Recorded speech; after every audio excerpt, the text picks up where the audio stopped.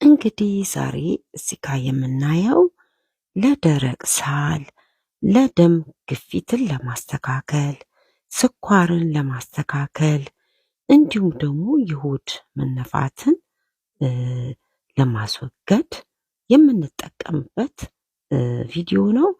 እንግዲህ እንደምታዩት እዚህ ጋር ድንብላል እንደዚህ አንድ የሻይ ማንኪያ ፍሬውን በማጥለያችን በመጨመር ወይም ደግሞ ብርጭቋችን ውስጥ በመጨመር የፈላ ውሃ አንድ ብርጭቆ እንጨምርበታለን። ልብ አድርጉ፣ ማፍላት አይቻልም። ከፈላ የድንብላሉን ጥቅም ስለምናጣው እንደዚህ በፈላ ውሃ ነው የምንዘፈዝፈው። ለ5 ደቂቃ ከዘፈዘፍን በኋላ ይህንን የምንጠቀመው እንግዲህ ማታ ማታ ከመተኛታችን በፊት አንድ ብርጭቆ ጠጥተን መተኛት ላልኳችሁ በሽታ እንዲሁም ደግሞ በሰውነታችን ውስጥ ያሉ ቫይረሶችን ወይም ደግሞ ባክቴሪያዎችን ለማስወገድ በጣም የሚጠቅመን ነው።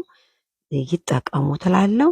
ለበለጠ መረጃ ደግሞ ጄሪ ዩቲዩብ ቻናል ውስጥ ብዙ ጠቃሚ ቪዲዮዎችን የጤና ነገሮችንም ያገኛሉ። እንዲሁም ደግሞ ጥያቄና መልስም ስለሚኖረን ወደ ቻናሉ ጎራ ይበሉ፣ ቤተሰብም ያድርጉኝ እያልኩኝ በተረፈ የተባረከ ጊዜ ይሆንልን።